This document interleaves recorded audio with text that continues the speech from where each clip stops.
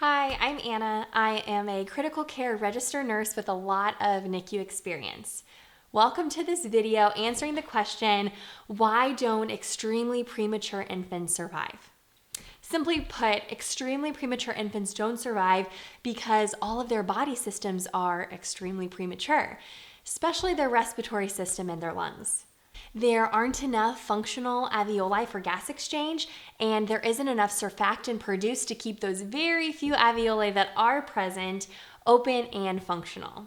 So a lot of times these infants don't survive because the construction of their respiratory system is far from complete and the lungs won't work well, if at all. And while extremely premature infants have many challenges ahead of them, this video will focus on the lungs because breathing is the first step to survival. Now, we're answering this question very much at a surface level. There are a lot of great videos and resources available that go into the specifics, but we are going to keep things pretty general here. I've provided timestamps for you in the description so that you can jump around and find the specific information that you need. So let's talk about some of the content we're going to go over as we answer this question. First, we're going to start off by looking at fetal lung formation. We will then define what alveoli are and their role is in gas exchange. And finally, we're going to look at surfactant and how this relates to really both lung formation and the alveoli structure and function. Let's start by talking about the formation of the lungs, which amazingly happens around 4 weeks gestation. And remember that 40 weeks is term. Throughout weeks 4 through 16, the trachea, bronchi, and bronchial tree develop. At around 24 weeks, the last generation of bronchi form, and the bronchioles are branched into alveolar ducts, and finally the alveoli. And this time of development is why babies born really before 21, 22 weeks gestation can't survive. They simply have too few alveoli for functional gas exchange. Now, I say 21 to 22 weeks because this is where most fetuses are developmentally at this gestational age. And remember that many things can affect development.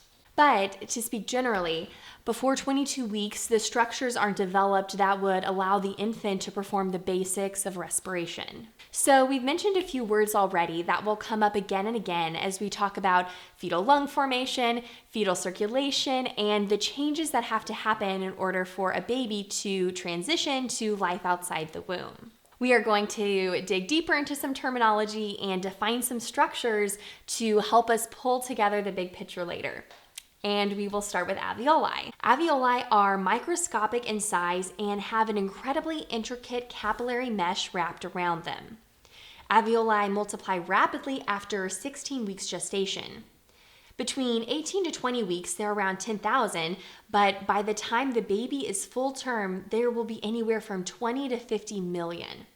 And again, premature infants born before 21 to 22 weeks just can't survive because they simply have too few of these alveoli for functional gas exchange.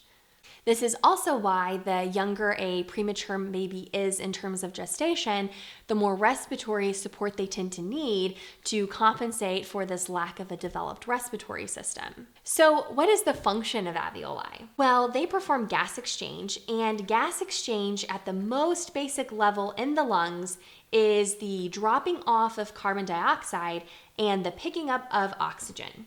In order to explore this deeper, we will need to see first where gas exchange specifically occurs, which is at the surface area wall between the alveoli and the capillaries within the lung. The structure of the alveolus has features designed for highly efficient gas exchange. And an alveolus is a singular structure within the alveoli. Let's quickly focus on 3 of those regions. First, the alveolus has extremely thin walls, so thin that carbon dioxide and oxygen diffuses easily to the extensive capillary bed on the other side. Second, the alveolus has an enormous surface area in relation to its volume, and this allows more gas exchange to take place. Third, surfactant is present to decrease surface tension. Surfactant is another one of those words that you will hear repeated many times as you work with neonatal populations. So, what is surfactant? It's a detergent-like film, and when I say detergent-like, I mean that it's very similar to soap in that it molecularly has both polar and nonpolar ends. Surfactant coats the lining of the alveoli starting at around 24 weeks gestation, but production doesn't really ramp up until about 34 weeks. Surfactant effectively decreases the surface tension that wants to crush the alveoli and helps the alveoli stay inflated. Now, surfactant is a topic that deserves a video all by itself. So if you think that'd be helpful, please let me know. But for now, just realize that the presence of surfactant does two things. The first is that it decreases the effort needed to expand the lungs when taking a breath. And second, it makes the alveoli much less likely to collapse. The stimulation of air in the alveoli increases surfactant production, which further helps to keep those alveoli open.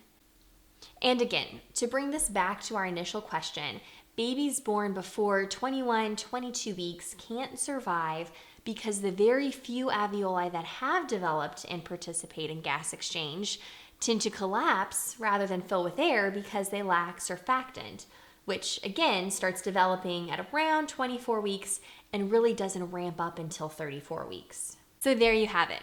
Hopefully by now you have a working knowledge of fetal lung formation, what alveoli are and why they're important, especially in gas exchange, and the role that surfactant has in both of these things. And more importantly, you know why extremely premature infants don't typically survive. To really test yourself and make sure you understand these concepts, I would encourage you to try answering this question with a friend and see if you can explain it clearly to them. If you found this video helpful, please feel free to share it. And if there's a question you have or want answered about neonatal care or development or any suggestions that you have, please comment and let me know.